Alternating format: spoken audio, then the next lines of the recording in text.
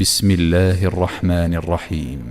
يومئذ تعرضون لا تخفى منكم خافية، فأما من أوتي كتابه بيمينه فيقول هاؤم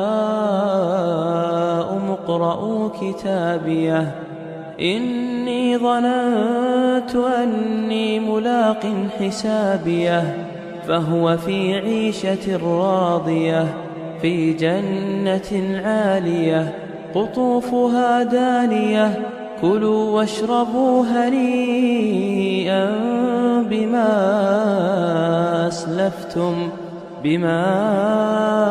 أسلفتم في الأيام الخالية.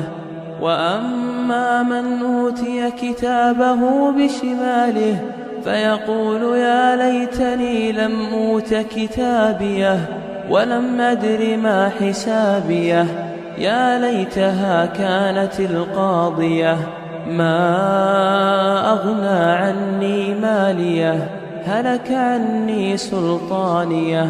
خذوه فغلوه ثم الجحيم صلوه،